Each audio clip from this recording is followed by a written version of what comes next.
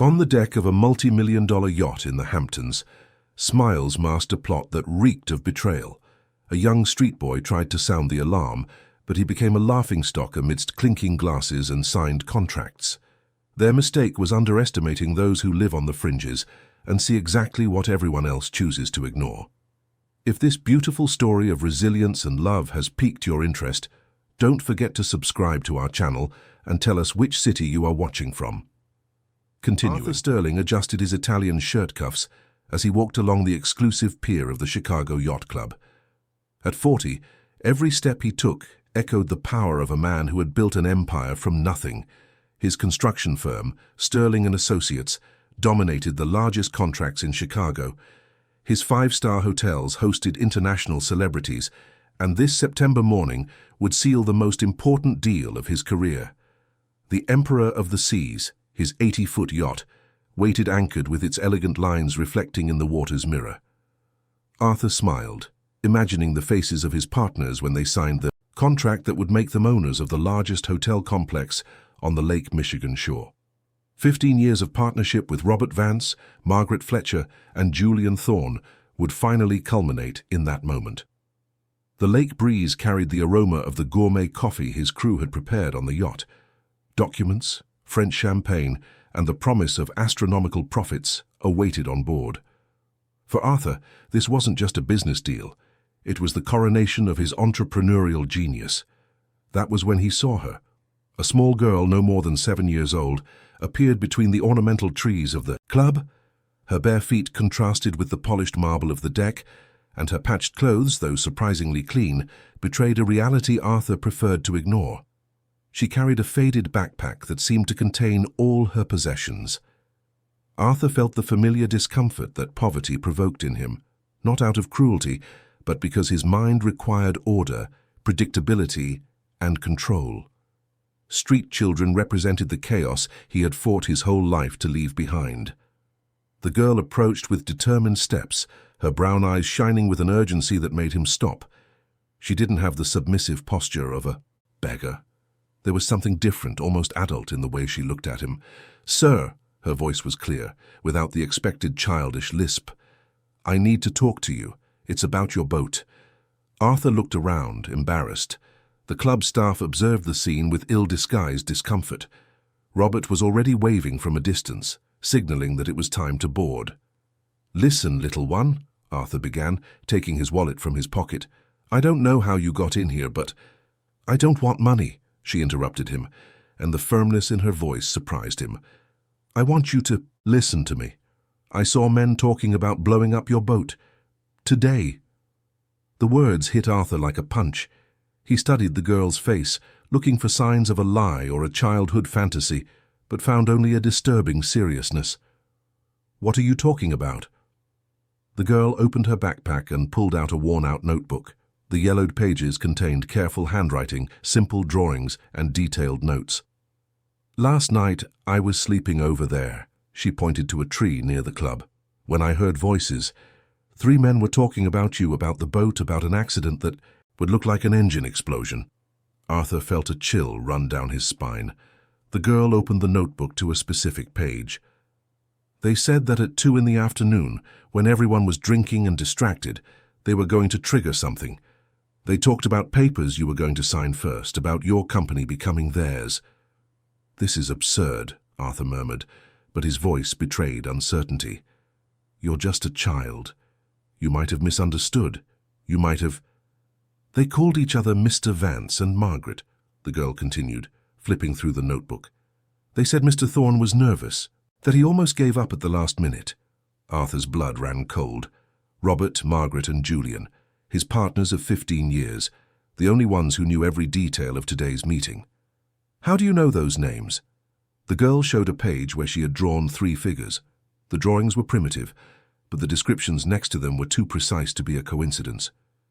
"Fat man, scar on neck, gold watch." A perfect description of Robert. "Tall woman, red hair, big ring." Margaret. "Thin man, round glasses, always on his phone." Julian. "I learned to pay attention," the girl said simply. On the street, if you don't pay attention, you don't survive. And those men were planning your death. Arthur felt his legs go weak. 15 years of trust, partnership, and friendship. It was impossible. But the evidence the girl presented was too specific, too detailed. "Why are you telling me this?" His voice came out hoarse. The girl closed the notebook and looked him in the eye. "Because everyone deserves the chance not to die when they can avoid it. And because," she hesitated, "because maybe you can help me find my sister later." "Your sister? Her name is Sophie. She's 5. They separated us at the shelter 6 months ago. They said they were going to put us in different families." For the first time, the girl's voice trembled. "I ran away to look for her." Arthur looked toward the yacht where his partners were already waiting. Robert was making impatient gestures. Margaret smiled and waved, and Julian was nervously fiddling with his phone exactly as the girl had described. "What is your name?" "Lily." The name echoed in his mind like an omen. Arthur Sterling, the man who controlled millions, who commanded hundreds of employees who never made decisions based on emotions, was paralyzed by the warning of a 7-year-old girl. From the yacht, Robert shouted, "Arthur, are we starting without you?" Lily looked at the boat and then at Arthur. "They are waiting for you to get on. When everyone is inside, away from other people's sight, it will happen." Arthur felt sweat trickling down his back, despite the cool breeze. His rational mind screamed that this was absurd, paranoia, the fantasy of a traumatized child. But something in his instincts, a primitive voice that had kept him alive in business for 2 decades, whispered that Lily was right. He looked at his partners again. Margaret was smiling, but there was tension in her face. Julian avoided his direct gaze. Robert seemed far too anxious for someone about to celebrate. "If you are right," Arthur whispered to Lily, "if they really planned this." "They planned it," she said with absolute conviction. "And if you get on that boat now, you won't come back alive." Arthur felt the weight of the most important decision of his life. Every logical fiber of his being rejected the possibility that Robert, Margaret, and Julian could betray him. 15 years of partnership, family dinners, shared achievements. But the details in Lily's notebook were too accurate to be made up. "Wait here," he told the girl, walking toward the yacht with measured steps. "Sir?" Lily called him in a low voice. "If they realize you suspect something, it could be dangerous." Arthur stopped. The girl was right. If there really was a plan, revealing his suspicions could precipitate a tragedy. He needed to act with intelligence, not emotion. He went back to where Lily was waiting, hidden behind a tree. "You said you saw them putting something on the boat?" "I didn't see exactly what it was, but it was 3 men different from your friends. They arrived at dawn with a small motorboat. They spent a long time in the bottom part of your boat." Arthur pulled his phone from his pocket. His first reaction was to call the police, but he hesitated. What if Lily was wrong? What if it was just the imagination of a traumatized child? He would destroy 15 years of partnership and friendship over a suspicion. "Arthur!" Robert's voice echoed across the pier. "Is everything okay? We need to start." "Coming!" Arthur shouted back, forcing a smile. He turned to Lily. "Listen, I need to check some things. Can you stay here and let me know if you see anything strange?" Lily nodded gravely. "But promise you won't go inside the boat." The genuine concern in the girl's voice touched him deeply. A child who barely knew him was more concerned about his safety than people he considered family. Arthur walked to the yacht, observing every detail with new eyes. The crew seemed normal. His usual employees, John and Carlos, who had worked for him for years, but there were 2 faces. He didn't recognize men dressed as waiters he had never seen before. "Who are these 2? He asked John discreetly. "Oh, Mr. Sterling, Mr. Vance said they were extra help he hired for today's event. They said you had authorized it." A lie. Arthur had never authorized extra staff. His stomach tightened. He walked up the boarding ramp with trembling legs. Robert greeted him with an effusive hug, but Arthur noticed his partner's hands were sweaty and cold. "Finally! I thought you had given up on our big day." Margaret approached with 2 glasses of champagne. Her gestures were the same as always, but there was something forced in her smile. "Cheers to our success, Arthur." Julian remained at a distance, compulsively checking his phone. When Arthur approached, he noticed his partner's hands were shaking slightly. "Julian, are you okay? You seem nervous." "Nervous? Me?" Julian laughed, but the sound was shrill. "Just anxious to close this deal." Arthur pretended to drink the champagne, but only wet his lips. He needed to keep his mind clear. He discreetly observed the two strange waiters. They moved with suspicious coordination, as if following a rehearsed plan. "Where are the documents?" Arthur asked, trying to sound casual. "In the main lounge," Margaret replied quickly. "We prepared everything in the most private part of the boat." The most private part, away from any witnesses. Lily's words echoed in his mind. When everyone is inside, away from other people's sight, it will happen. "You know," Arthur said, "before we sign, I'd like to check the engine. Last night I dreamed it was having trouble." Robert's expression changed instantly. "The engine? But Arthur, you've never worried about technical thing." "Yeah, but lately I've been having strange feelings." Arthur forced a laugh. "Entrepreneurial paranoia, you know." Julian and Margaret exchanged quick glances, a look loaded with meaning that Arthur caught immediately. "John," Arthur called his trusted employee, "can you check the engine before we head out?" "Sure, Mr. Sterling." Robert stepped closer, putting his hand on Arthur's shoulder with excessive force. "Friend, you are strangely tense today. This is the day we've waited years for." "It is indeed," Arthur agreed, studying his partner's face. 15 years of partnership. "I never imagined a moment would come when—" "When what?" Margaret asked, her voice sharp. "When we would be this successful," Arthur completed, noting the discreet relief on their three faces. John returned from the engine room with a worried expression. "Mr. Sterling, there are some strange things down there. It looks like someone messed with the cables and—" One of the waiters approached quickly. "Sorry to interrupt, but it's time to set sail. The schedule is tight." Arthur noticed the man spoke with authority, nothing like a regular waiter, and his right hand was constantly near the inner pocket of his jacket. "John, what kind of strange things?" Arthur insisted. "Loose cables, some parts that shouldn't be there. Sir, I recommend we don't—" "John," Robert interrupted abruptly. "Stop creating problems where they don't exist. It's just routine maintenance." But Robert had never known technical details about the yacht. How did he know about maintenance? Arthur felt the net closing in. The three partners were watching him with growing tension. The two strangers were strategically positioning themselves to block the exits, and John seemed genuinely worried about what he had found in the engine.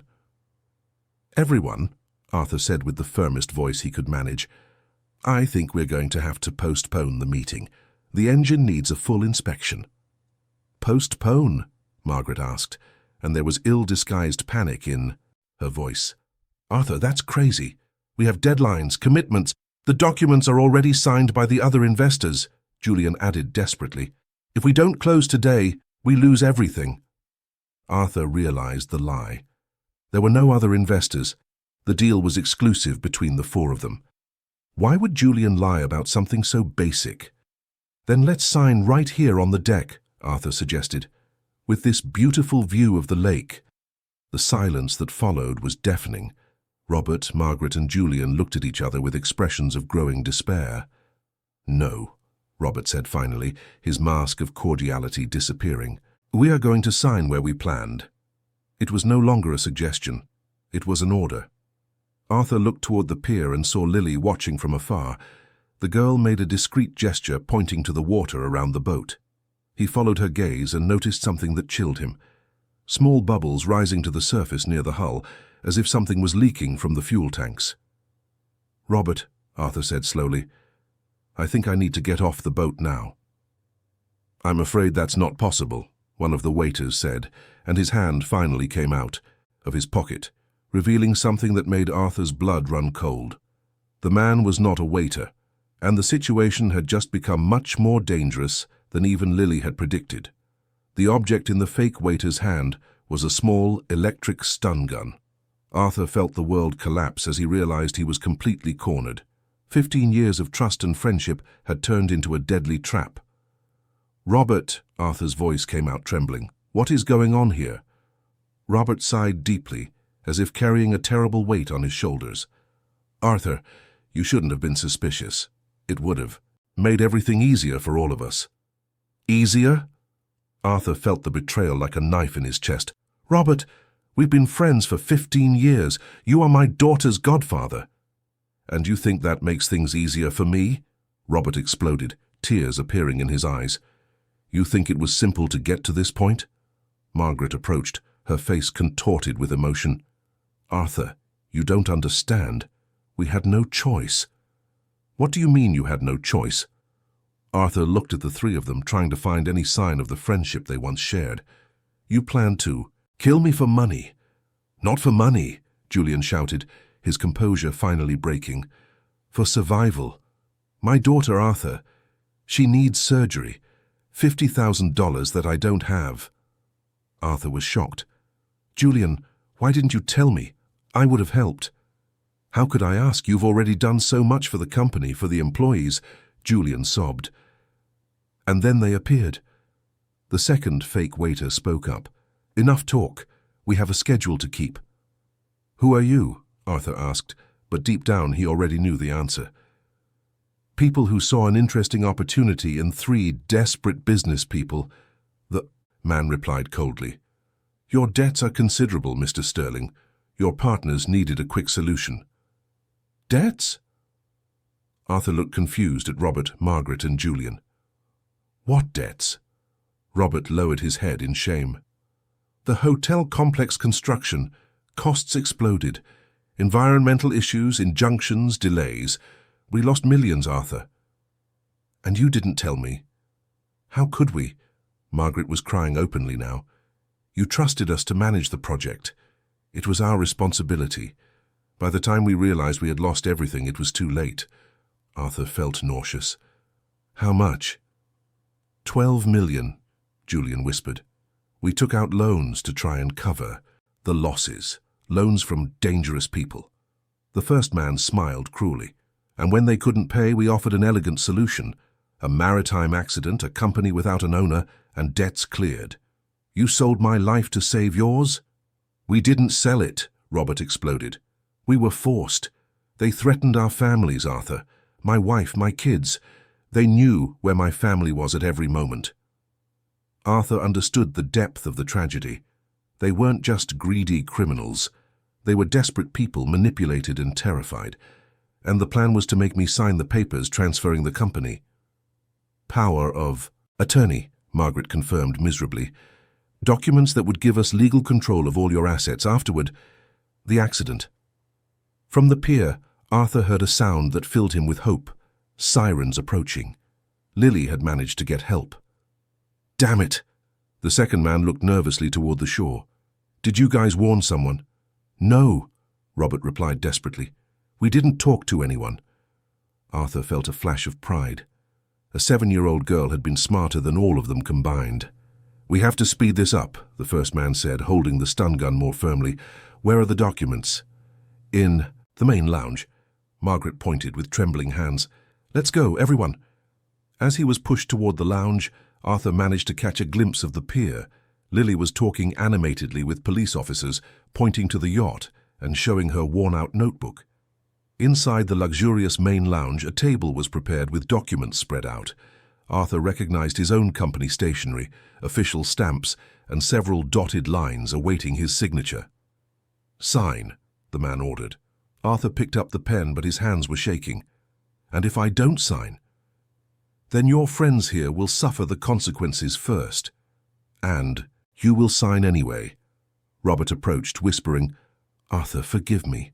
Forgive all of us. We never wanted it to come to this." "How did it start?" Arthur asked, stalling for time as he heard the sirens getting closer. 3 months ago, Julian replied with a broken voice. "The project costs exploded when we discovered soil contamination. We needed quick cash to cover the costs and avoid lawsuits. We looked for bank loans," Margaret continued, "but our collateral was already committed. Then someone introduced us to these investors. Investors who turned out to be criminals," the first man smiled, "who discovered that 3 desperate business people could be very useful." Arthur understood the whole setup. You planned from the beginning to lure me to the boat to sign these documents. The original plan was simpler, Robert admitted. Just get you to sign, transferring legal power to us to manage the crisis, but they said you couldn't stay alive to question the decisions later. And you agreed? The silence was deafening. Sign it now. The second man was visibly nervous with the sirens now sounding very close. Arthur looked at the pen in his hand. In 15 years of partnership, he had never signed a document without reading it completely. This time, however, he didn't need to read to know he was signing his own death warrant. You know, Arthur said slowly, 15 years ago, when we founded this company, we made an oath. Do you remember? Arthur, Robert began, we said our friendship was above any business, that we would protect each other against any adversity. Margaret sobbed louder. And now I find that the adversity I need to fear comes exactly from my best friends. The sound of police boat engines approaching the yacht interrupted the moment. The first man ran to the window. Police? He shouted. How did they know? We don't know, Julian replied desperately. Arthur smiled sadly. A 7-year-old girl was more loyal to a stranger than you were to a friend of 15 years. The two men looked at each other nervously. We have to get out of here now. And the documents? The second one asked. Forget the documents. Let's go through the back boat. As the criminals ran to the back of the yacht, Arthur was left alone in the lounge with his 3 former friends. The silence between them was heavy with 15 years of destroyed friendship and a betrayal that could never be forgiven. Arthur, Robert tried to step closer, but Arthur backed away. No. Don't come near me. From outside, authoritative voices shouted orders, and the sound of boots running across the deck echoed through the yacht. Arthur looked through the window and saw Lily on the pier, still talking to the police, her small notebook in her hands. A girl who owned nothing but the clothes on her back had saved his life, while people he considered family had tried to destroy it. The lounge door burst open, and police officers entered, followed by a man Arthur recognized as Detective Miller, a family acquaintance for years. Arthur, thank God you're okay. How did you know? Arthur asked, though he already knew the answer. A girl came to us with evidence of a criminal plot. She had everything written down, names, times, descriptions. The detective looked at Robert, Margaret, and Julian. It looks like she was right about everything. 3 hours later, Arthur was sitting at the police station, watching through the one-way glass as Robert, Margaret, and Julian gave statements in separate rooms. 15 years of friendship reduced to police, protocol and criminal paperwork. The pain in his chest was physical, as if something vital had been ripped out of him. Detective Miller entered the room accompanied by Lily, who carried her worn-out notebook and a bottle of water someone had given her.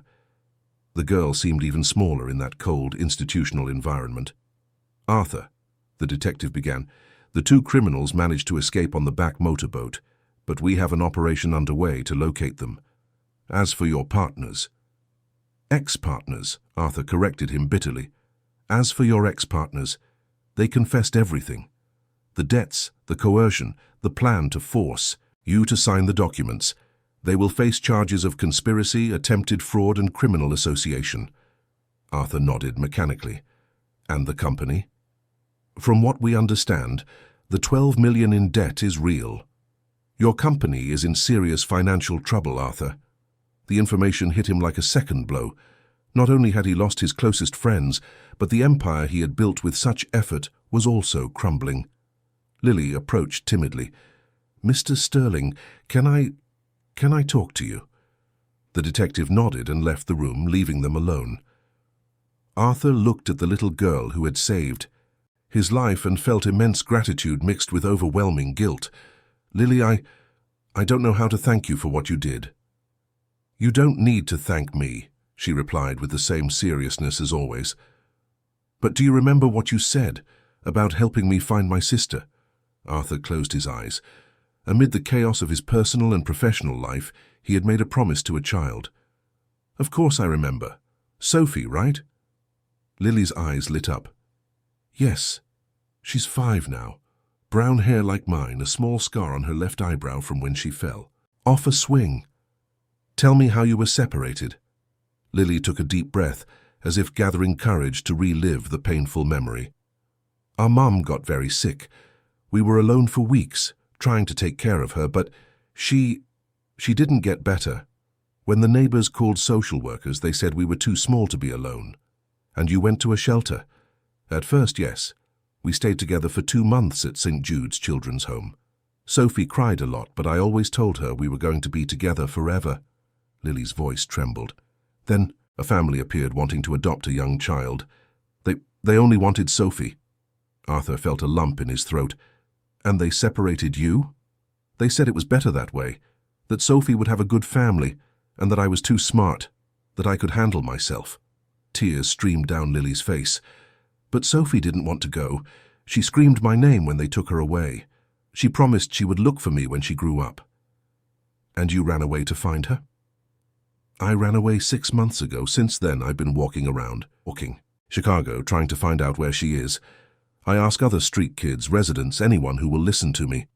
Arthur realized the magnitude of the suffering that girl had endured. At 7, she had lost her mother, been separated from her sister, and lived on the streets for half a year. And yet she had risked everything to save a stranger's life. "Lily, do you know the name of the family that adopted Sophie?" "Shepherd. Their names were Charles and Anne Shepherd. They lived in a big house in Winnetka." Arthur made mental notes. With his resources, it would be possible to track a recent adoption in the Chicago area. "Are you sure about these details?" "I have everything written down." She showed a specific page in her notebook. "I learned that it's important to remember everything when you have nothing left." Detective Miller returned to the room with a somber expression. "Arthur, I need to give you some news. We got more information about the criminal organization involved in the case." "What did you find?" "They aren't just common loan sharks. It's a larger scheme aimed at taking over struggling companies through blackmail and coercion. Your company isn't the first they've tried to steal." Arthur felt a chill. "Does that mean they won't give up?" "Probably not. They invested a lot of time and resources into this operation, and with the 2 men still at large, they still represent a threat." Lily looked frightened between Arthur and the detective. "Does that mean Mr. Sterling is still in danger?" "Unfortunately, yes. We'll need to provide police protection until we manage to arrest everyone involved." Arthur stood up abruptly. "I can't live in hiding.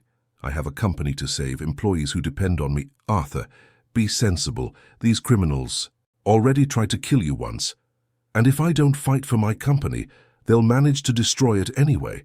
Arthur turned to Lily. "And I have a promise to keep." In the following hours, Arthur moved through the city like a man possessed. First, he went to the bank to try to understand the extent of the financial problems. The manager, Mr. Harrison, was brutally honest.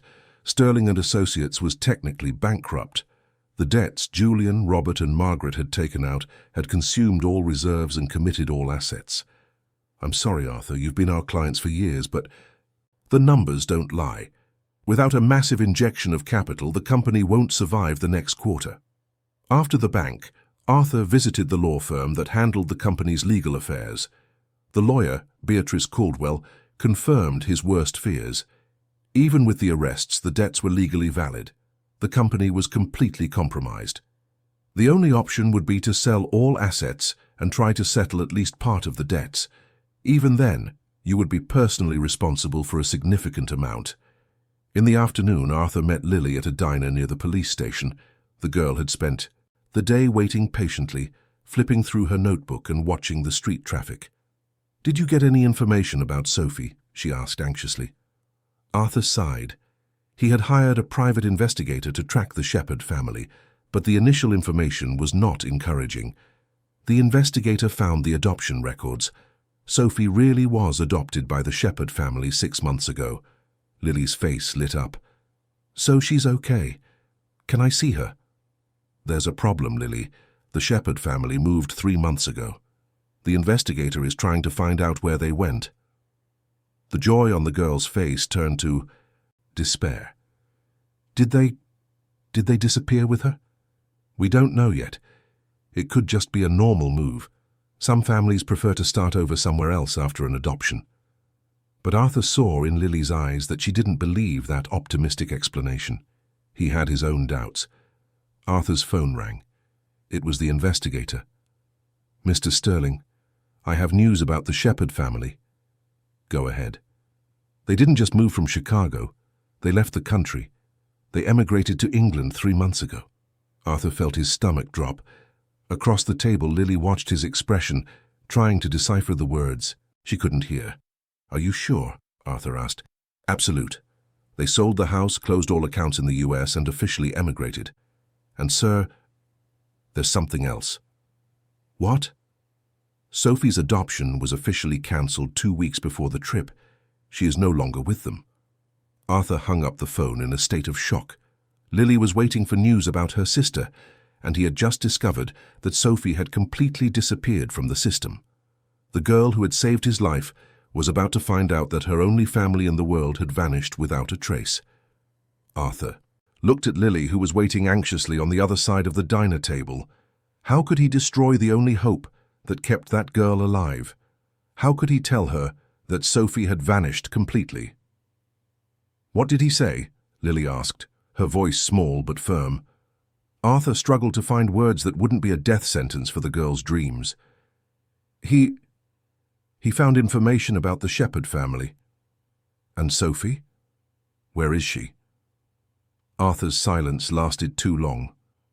Lily, with her sharp intelligence honed by survival on the streets, immediately understood that the news was not good. "Did she die?" The question came out as a desperate whisper. "No, Lily, Sophie is alive," Arthur hurried to reassure her. "But the situation is complicated." "How complicated?" Arthur took a deep breath. "The Shepherd family cancelled the adoption 3 months ago and then left the country. Sophie was returned to the child protection system." Lily's expression went through a series of emotions: confusion, relief, then a growing terror. "Returned? Like a thing that wasn't good enough?" "It's not that, Lily. Sometimes adoptions don't work out. There might have been adjustment problems or—" "Where is she now?" Lily interrupted, her hands shaking. "The investigator is trying to find out. The protection system has confusing records. She could be in any shelter in Illinois, or have been transferred to another state, or—" Arthur didn't have the courage to finish the sentence, "or be on the streets like Lily." The girl sat in silence for long minutes, looking out the diner window. When she finally spoke, her voice was heavy with a pain no child should know. "I knew it. Deep down, I always knew something had gone wrong. Sophie would never have stopped looking for me if she were okay and happy." "Lily, you don't understand. Sophie was different from me. She was fragile. She needed special care.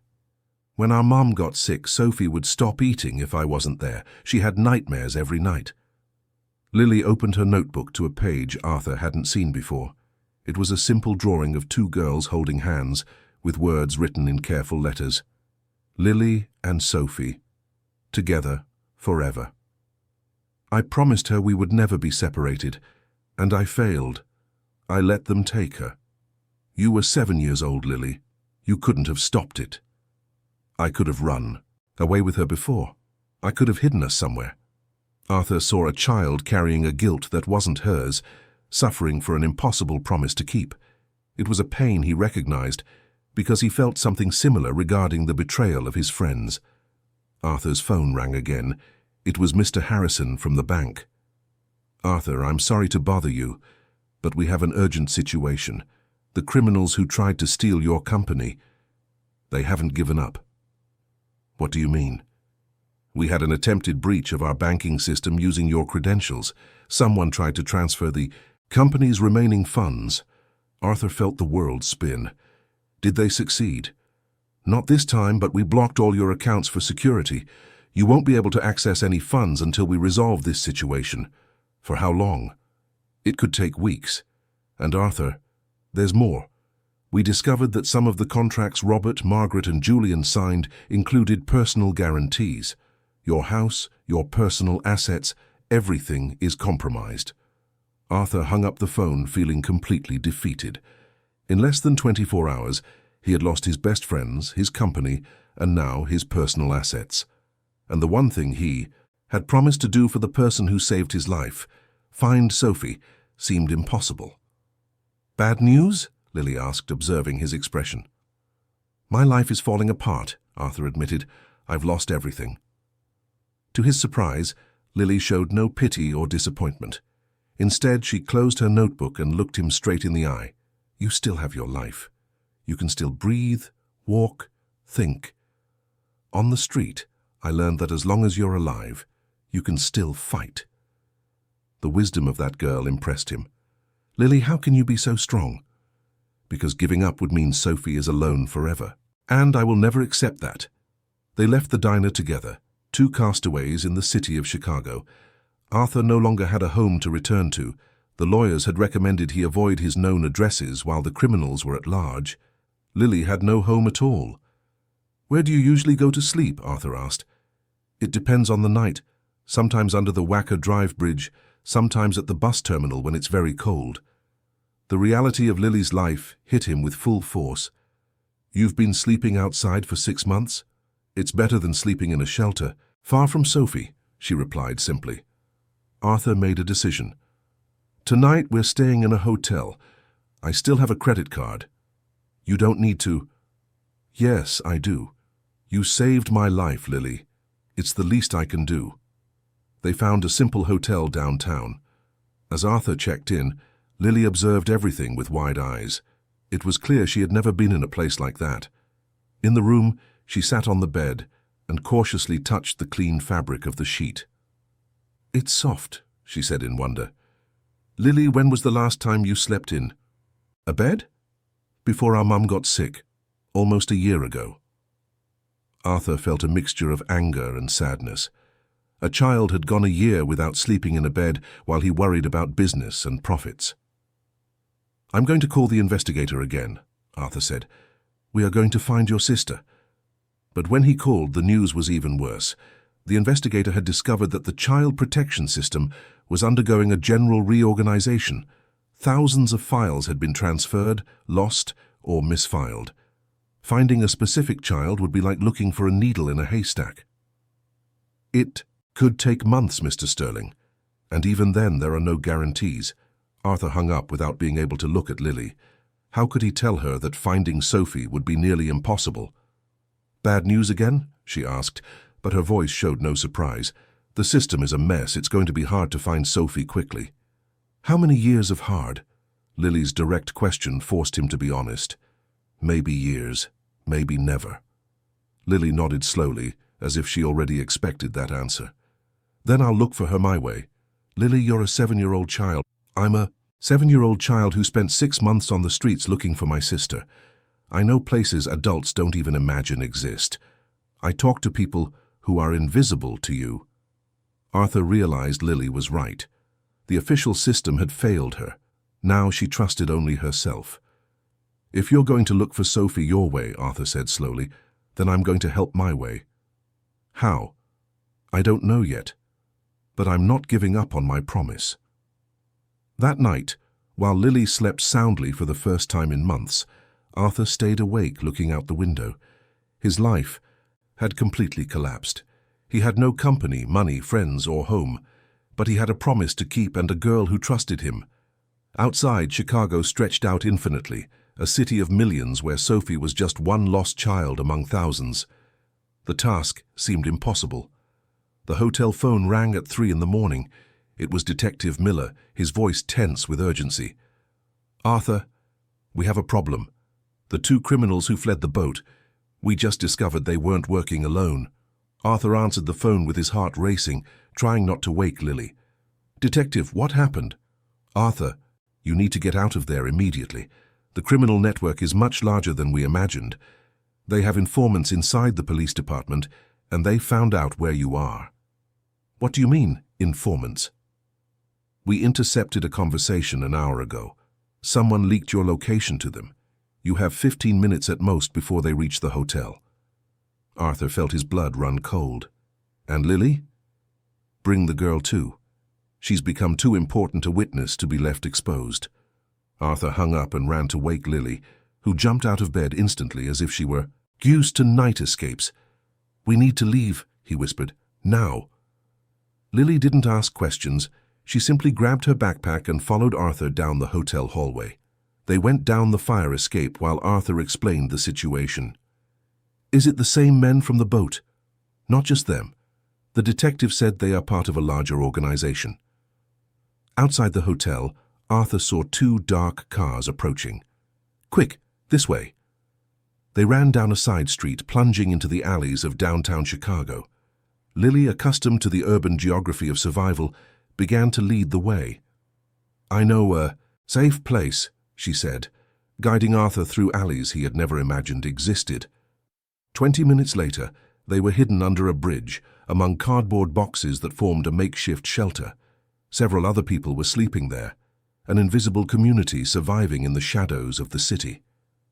Is this the place where you usually sleep? Arthur asked, trying to adjust to the cold, uneven ground. One of them.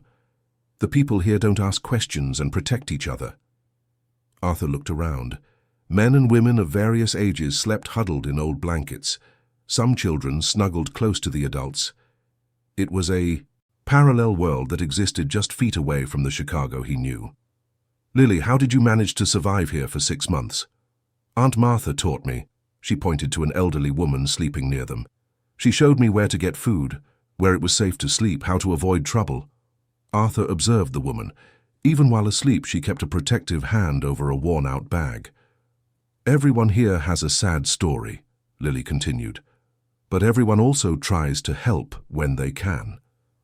Arthur's phone vibrated with a message from Detective Miller. They raided the hotel. You got out just in time. I'll meet you tomorrow at the agreed location. What agreed location? Arthur didn't remember agreeing on a place, but he couldn't reply without risking being tracked. Mr. Sterling, Lily whispered, can I show you something? She opened her notebook to a page Arthur hadn't seen. It was a hand-drawn map of Chicago, showing shelters, food points, dangerous and safe places. I spent 6 months making this map looking for Sophie. I visited 15 different shelters, talked to hundreds of street kids, asked at churches, clinics, bus terminals. And you found no clues? I found some. 3 girls who matched Sophie's description were seen in different places in recent months. Arthur studied the map. It was incredibly detailed for being made by a 7-year-old child. Where were they seen? 1 at the Union Station terminal, 2 weeks ago. 1 in the South Side, a month ago. And 1 in the West Loop area 3 weeks ago. Did you investigate these places? I tried, but it's hard when you don't have money for transit and have to sleep in a different place every night. Arthur understood the magnitude of what Lily had tried to do alone. A 7-year-old had created a search operation more organized than many adults would be capable of. Tomorrow we're going to investigate every one of these leads, he promised. How? Won't the bad men stop looking for you? Arthur had no answer. He was officially being hunted by criminals, had no access to his money, and his only protection was a detective communicating through cryptic messages. Aunt Martha stirred and opened her eyes, watching Arthur with curiosity. Lily, who is your friend? It's the man I told you about, Aunt Martha, the one who's going to help me find Sophie. The elderly woman studied Arthur with experienced eyes. You don't look like you're from around here. I'm not, but Lily saved me from very dangerous people, and now I'm trying to help her. Dangerous people who are looking for both of you? Arthur nodded. Aunt Martha sighed. Then you brought trouble to our community. Arthur felt a wave of guilt. We can leave. I didn't say you should leave. I said you brought trouble. Now we have to deal with it together. What do you mean? These streets have eyes and ears everywhere. If men in suits are looking for you, our network will know before they get anywhere near. Arthur realized Aunt Martha was offering the protection of the street community, something he had never imagined he might need. Why would you help us? Because Lily has been part of our family for 6 months, and because, she smiled sadly, we've already lost too many children to dangerous people. We won't lose another one. Aunt Martha's words suggested something sinister. What do you mean you lost children? In recent years, many children have disappeared from the streets. Some were taken by families wanting to adopt. Others simply vanished one night and, were never seen again. Lily moved closer to Arthur. Aunt Martha, do you think Sophie— I don't know, child. But I know there are very bad people interested in children that no one is going to look for. Arthur felt a new wave of despair. If Sophie had returned to the streets after the cancelled adoption, she could have become a victim of something even worse. Is there any pattern to the disappearances? He asked. Always small children, always girls, and always when they were alone with no family or friends to look for them. Exactly Sophie's profile. Arthur's phone vibrated again. This time it was a call from an unknown number. He hesitated to answer. Answer it, Aunt Martha whispered, but don't say where we are. Hello? Mr. Sterling? The voice was female, nervous. My name is Carla Shepherd. I need to talk to you urgently about Sophie. Arthur almost dropped the phone. Are you from the family that adopted Sophie? I was, and I know you're looking for her. I have important information, but I can't talk over the phone. Where are you? In Chicago. I came back from abroad specifically to talk to you, but there are dangerous people involved in this story, people who don't want Sophie to be found. Arthur looked at Lily, who had heard the conversation. The girl's eyes shone with hope and terror in equal parts. How can I trust that you aren't working for the criminals who are after me? Because they are after me too. I cancelled the adoption because I discovered that Sophie hadn't been abandoned. She had a sister looking for her. And when I tried to investigate more, I discovered things that made me afraid. What kind of things? I can't talk now. They might be listening. But I can tell you where Sophie is. Arthur's heart stopped. Is she alive? She is. But Mr. Sterling, she is in great danger. The call cut off abruptly. Arthur tried to call back, but the number was out of service. Lily watched him with desperate eyes. Was it about Sophie? Is she alive? Arthur nodded, but couldn't hide his concern. She's alive, but the woman said she's in danger. Aunt Martha stood up slowly. If that woman is telling the truth, you need to find her soon, but if it's a trap, you're walking straight into it. Arthur looked at Lily, who was waiting for his decision. A 7-year-old child had trusted her only hope to him. He couldn't fail now, even if it meant taking the biggest risk of his life. Dawn arrived grey and cold under the bridge. Arthur had slept little, his mind spinning around Carla Shepherd's call. Lily had been awake for hours, nervously flipping through her notebook. Aunt Martha, she whispered, do you know any place where people meet when they're afraid? A safe place? The elderly woman thought for a moment. There's the Church of Perpetual Help in Bridgeport. Father Joe helps people who are in trouble.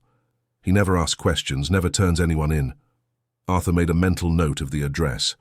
It was the best meeting point they could have. Arthur's phone vibrated with a message from an unknown number. Church of Perpetual Help, 2 p.m. Come alone, CS. It's her, Arthur showed the message to Lily. It could be a trap, Aunt Martha warned. These criminals are smart. They know how to use people's hope against them. But if it's real, it's our only chance to find Sophie, Lily said with determination. Arthur made his decision. We're going, but carefully. At 2 in the afternoon, Arthur and Lily arrived at the Church of Perpetual Help. It was an old temple with simple but imposing architecture. Several people were coming and going, a mix of the faithful, people seeking help, and some clearly living on the streets. Outside, a woman in her 40s was waiting nervously.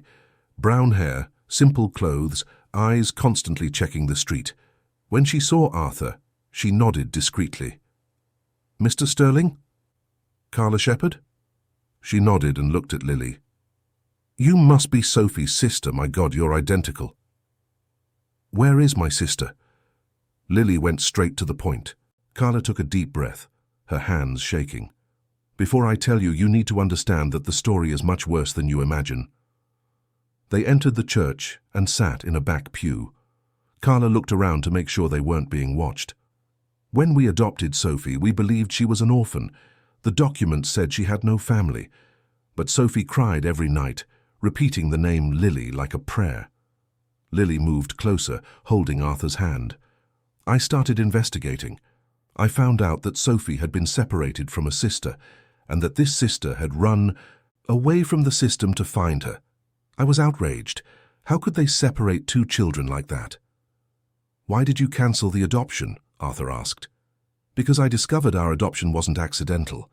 We were specifically directed to Sophie by intermediaries who had their own interests."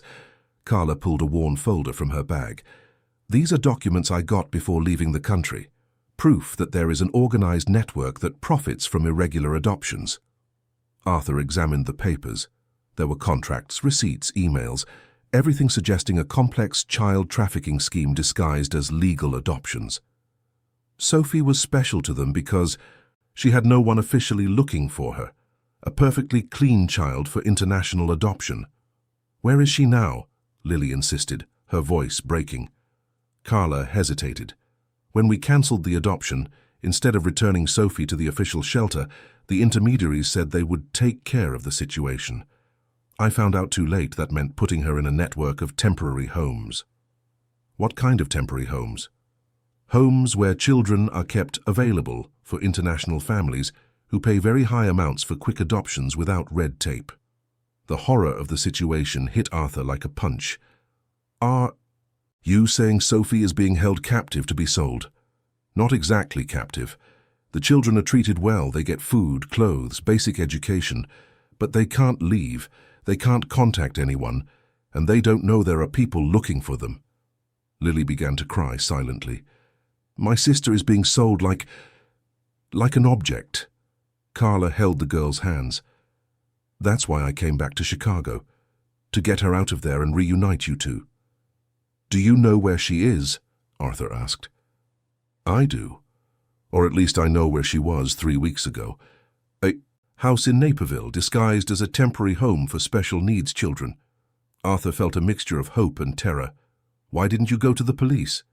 "Because I found out that some officers are involved in the scheme. That's why I left the country with my husband. We were afraid." "And why did you come back?" Carla looked at Lily.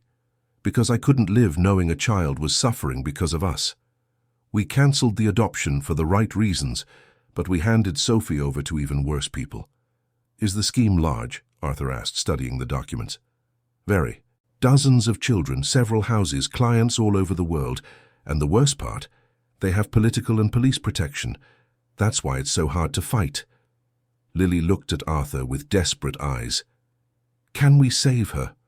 "We're going to try," Arthur promised, "but we need to be very careful." Carla pulled a specific paper from the folder. "This is the address of the house in Naperville, and this is the name of the man who manages the scheme in the Chicago area." Arthur read the name and felt his blood run cold. "Edward Mercer." "Do you know him?" "I do. He worked for me 5 years ago. He was fired for corruption in bidding processes." The connection revealed the extent of the conspiracy. The criminals who tried to steal Arthur's company weren't common thugs. They were part of a network that included people from Arthur's own professional past. "That explains how they knew so much about your business," Carla said. "Edward must have provided internal information about your company." "So the attack on my business and Sophie's kidnapping are part of the same scheme?" "Not kidnapping. They are careful with legal terminology. Technically, Sophie is in a temporary home awaiting new family placement." Arthur understood the cruel intelligence of the system. Everything was designed to look legal on the surface, while underneath it was pure child trafficking. "How many children are in the house in Naperville?" Lily asked. "When I last saw Sophie, there were 8 girls between 4 and 10 years old, all waiting for special families." The church began to fill for the 3 p.m. Mass. Carla looked nervously around. "We need to leave. It's not safe to stay in the same place for long." "How are we going to get Sophie out of there?" Arthur asked. "That's the problem. The house is well protected. Guards, cameras, and the children believe they are being cared for until they find perfect families." "Does Sophie know she's being held against her will?" "Probably not. To her it must look like a special orphanage, where she receives attention and care." Arthur realized that simply raiding the house could traumatize Sophie more than help her. They needed a smarter plan. "Is there any way to enter the house legally?" Carla thought for a moment. "They receive visits from interested families regularly. If you could pass yourselves off as a family wanting to adopt, would that work?" Maybe. But it would be extremely dangerous if they found out who you really are. It's worth the risk, Lily said with determination. For Sophie. They left the church through different exits. Arthur and Lily walked in silence for several blocks before Lily spoke. Mr. Sterling, are you sure you want to do this? It could be very dangerous for you. Arthur looked at the 7-year-old girl who had saved his life and who now trusted him to save the only family she had left. Lily, 2 days ago I thought my life was about money and business. I found out I was wrong. My life is about the people who matter, and Sophie matters. They were walking toward the bus stop when Arthur noticed a dark car following them slowly. His instincts alerted him immediately. Lily, I think we're being followed. She looked discreetly back. It's the same car I saw at the church. The car accelerated toward them. Arthur grabbed Lily's hand and began to run, but realized they wouldn't have time to escape. The car pulled up beside them and the window rolled down. Arthur prepared for the worst, but the voice he heard surprised him completely. Arthur, get in the car now. Edward found out where Sophie is and is moving the children tonight. It was Carla, but her voice was full of panic. We only have 2 hours before Sophie disappears forever. Arthur and Lily got into Carla's car, and she drove with trembling hands down the Kennedy Expressway toward Naperville. The afternoon traffic made every minute feel like an eternity. How did you find out they're moving the children? Arthur asked. I have a contact inside the scheme, a nurse who works at the house and who started to suspect something was wrong. She called me an hour ago. Lily held her notebook against her chest like a talisman. Where are they taking Sophie? We don't know. It could be to another state, or even out of the country. The car stopped at a light, and Carla looked nervously in the rearview mirror. There's another problem. Edward found out you're alive, Arthur. He knows the boat plan failed. How? Their network is larger than we imagined. They have contacts in the police, the courts, even the child protection system. Arthur felt the weight of the revelation. So we were never really safe? No. They let you stay loose to see what you would find out about Sophie. They used you to find possible leaks in the system. The manipulation was diabolical. Arthur and Lily had been pieces in a much larger game, believing they were hunting when in fact they were being hunted.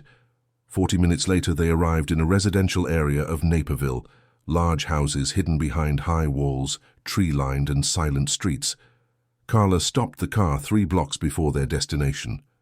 The house is that one over there. She pointed to a white mansion surrounded by a well-kept garden. It looks like a wealthy family home, but it's a disguised prison. Arthur observed the movement around the property. 2 men in suits were talking near the gate. There was a van parked in the driveway with its rear doors open. They really are preparing to move the children, he confirmed. How are we going to get in? Lily asked. Carla hesitated. I have a plan, but it's very risky. Any plan is better than letting Sophie disappear, Arthur said. The nurse who informed me about the move agreed to help us. She's going to create a medical distraction, claim one of the children got sick and needs to go to the hospital urgently. And then, while everyone is busy with the fake emergency, you go in through the back of the house. Knowing Sophie, she'll recognize Lily immediately. And after that? After that we improvise.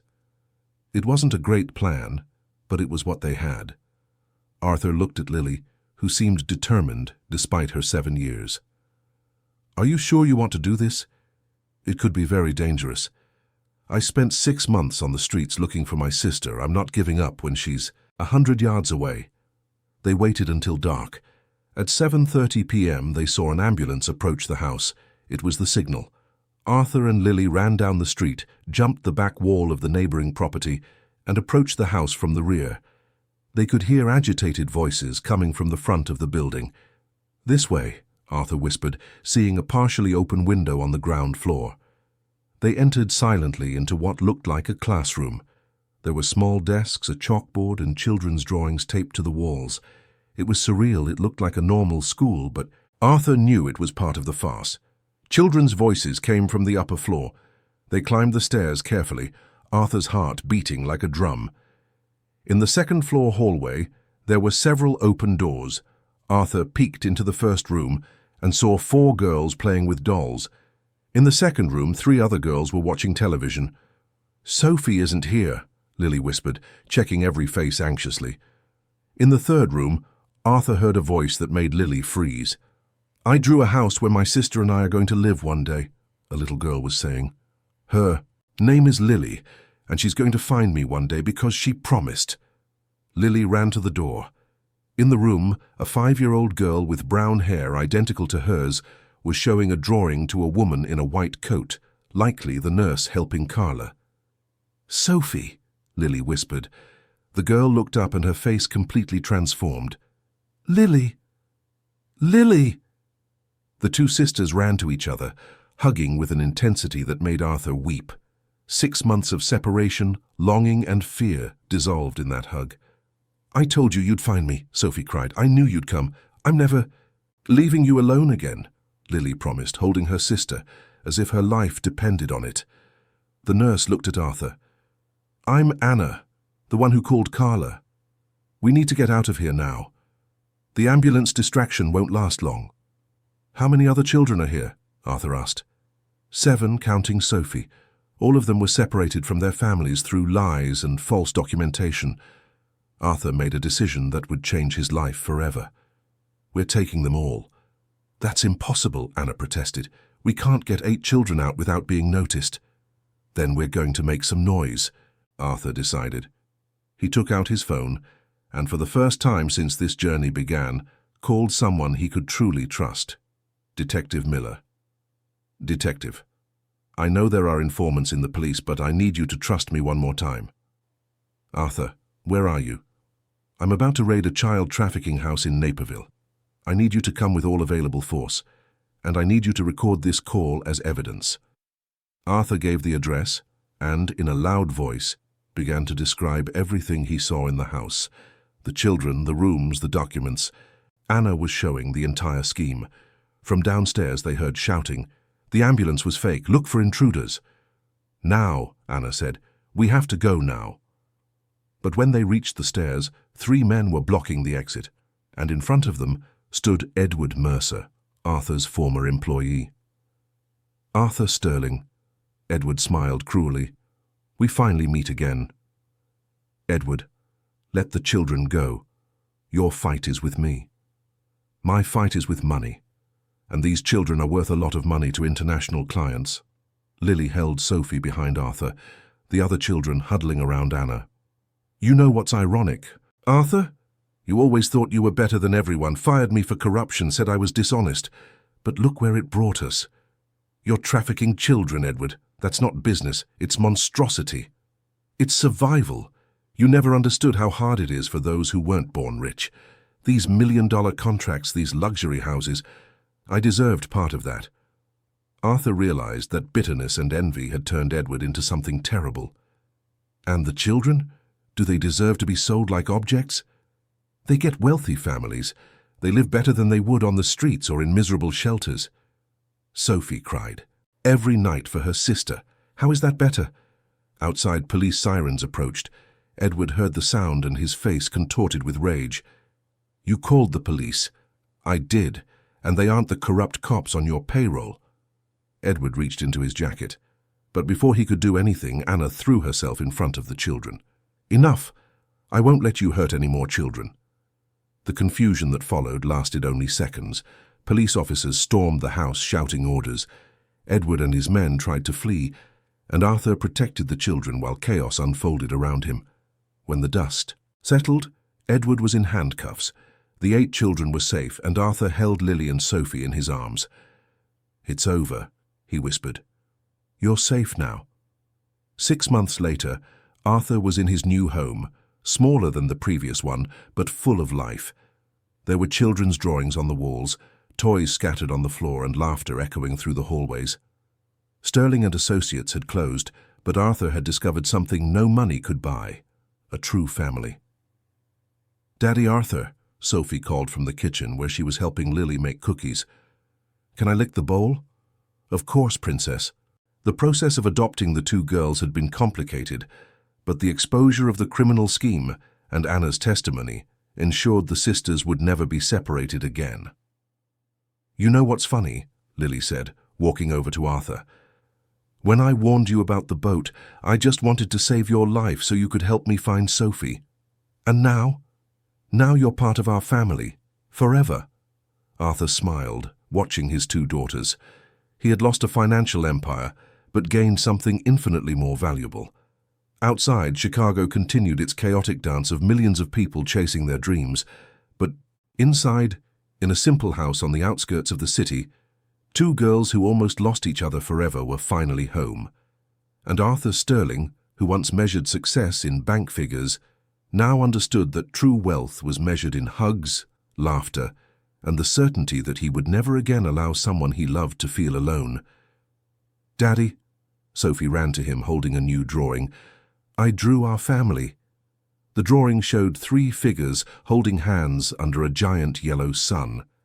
Underneath, in careful letters, she had written, "Arthur, Lily, and Sophie, together forever." It was the most valuable work of art Arthur had ever owned.